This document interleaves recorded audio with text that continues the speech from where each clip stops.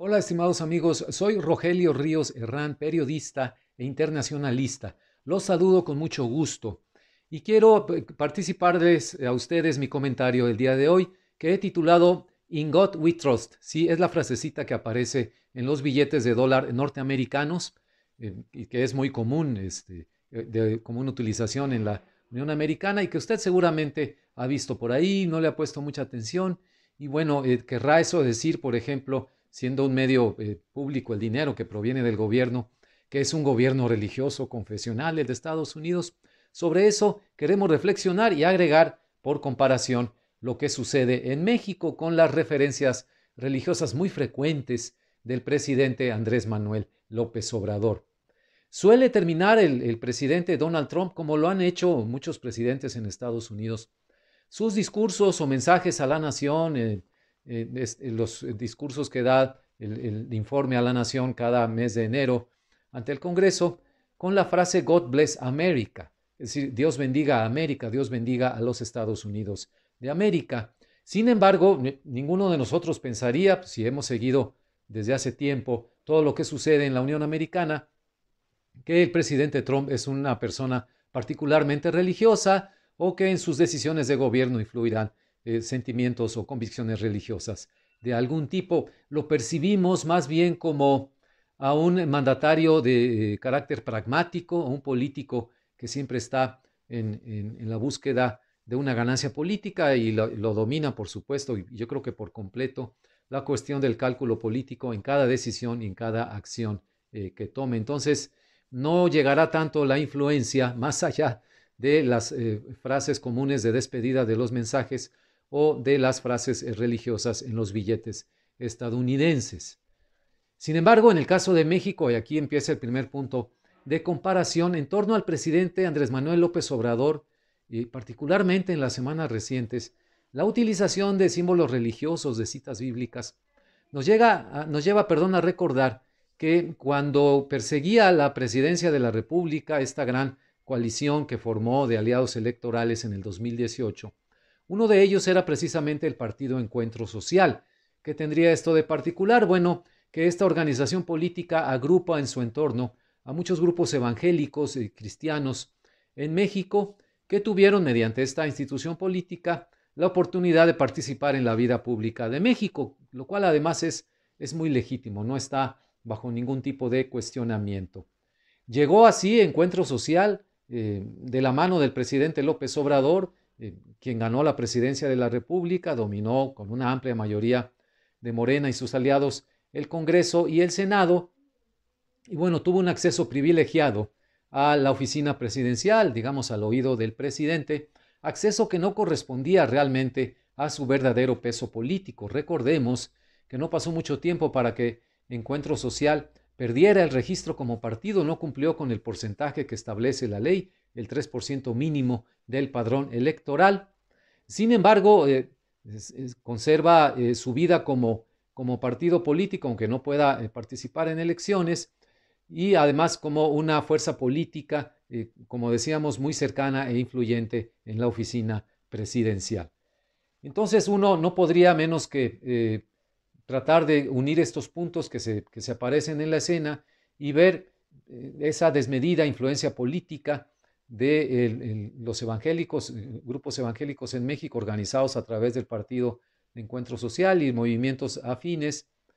si no estarán influyendo tal vez de una manera importante en la forma de decir y hacer las cosas del presidente López Obrador.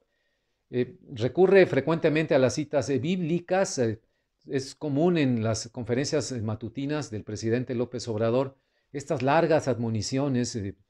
peroratas que parecen más bien la prédica de un pastor, digamos, o de un, si se quiere ver desde la religión católica, de un sacerdote en el púlpito. Y llaman la atención porque son prédicas basadas en conceptos morales, en la necesidad que tiene el presidente, así lo demuestra, y su deseo ferviente de purificar la vida de México. Ese es el término que él utiliza, de condenar con dedo de fuego la corrupción y a los malos políticos que persiguen nada más sus intereses inmediatos y no el bien de la patria, como él lo hace, o el bienestar de los pobres. Esto llevó al extremo en una conferencia matutina reciente de exhibir un par de escapularios. Usted recordará esa fotografía que dio la vuelta a México y al mundo en los medios internacionales, diciendo que son estampas que le daban en el camino las personas que son admiradores de él y que contienen una oración para detener al enemigo maligno, no son el detente, detente Satán, no vas a traspasar tus límites conmigo, etcétera, etcétera. Bueno, decimos, no tiene nada de particular que él profese una vocación cristiana como persona, lo puede hacer. El problema empieza cuando actúa y habla en calidad de presidente de la República, porque si se mueve en este terreno tan pantanoso, nos obliga a preguntarnos en qué basa sus decisiones el presidente Andrés Manuel López Obrador, qué criterios lo mueven, cuáles son sus resortes, se informa o actúa simplemente en base a su intuición, o sus convicciones religiosas. Acudo a un investigador muy prestigiado del área de sociología de las religiones, el doctor Roberto Blancarte, quien es profesor investigador en el Colegio de México y que escribió recientemente en un periódico de circulación nacional, el periódico Milenio, una columna donde nos decía lo siguiente, se los voy a citar textualmente. No sería extraño que veamos cada vez más al presidente de la República acudir a un discurso religioso que puede ir de lo liberacionista a lo apocalíptico. Pero aunque esa narrativa es poderosa y suele atraer a mucha gente, en las circunstancias actuales puede ser fácilmente ridiculizada, dice el doctor Blancarte, y además tiene que competir con otras maneras de entender lo que está pasando. Hasta aquí sus palabras muy interesantes en su columna del periódico Milenio. Y eso me mueve a preguntar personalmente, no sé qué es lo menos o lo más apropiado para enfrentar el desafío sanitario, económico y social del coronavirus a ambas naciones, a Estados Unidos y a México. Si ese pragmatismo extremo que hemos mencionado, que es característica del presidente Donald Trump, o bien el espiritualismo o mesianismo de la figura de Andrés Manuel López Obrador como presidente de la República. Buena parte del problema, según lo vemos nosotros, es que tanto Trump como López Obrador tienden a concentrar el poder en sus manos y no saben o no quieren apoyarse en los mecanismos de la democracia, los famosos contrapesos, el papel del Congreso, el Senado, las fuerzas políticas de oposición, las organizaciones de la sociedad civil, etcétera, etcétera, etcétera, apoyarse en estos contrapesos para construir la mejor estrategia. En realidad no quieren apoyarse en la democracia, eso parece bastante evidente, sino situarse por encima de ella, y eso los pone en un papel pues bastante delicado en el sentido de la toma de decisiones, estilo de liderazgo con el cual van a conducir a ambos países. Por eso es necesario elevar nuestras voces desde la sociedad civil como comentaristas, como alentadores de todas esas fuerzas políticas que actúan, que pueden hacerlo como contrapeso dentro del sistema político, y desde la sociedad civil, las organizaciones no gubernamentales, los actores políticos influyentes, periodistas, columnistas, artistas de muchos ámbitos, desde el espectáculo hasta las artes plásticas, que puedan ayudar a influir en las decisiones de gobierno, que cambie este mecanismo viciado de liderazgo que percibimos en estos dos presidentes, tanto de Estados Unidos como de México, para que rectifiquen el rumbo. El tamaño del desafío del coronavirus es inmenso, estimados amigos.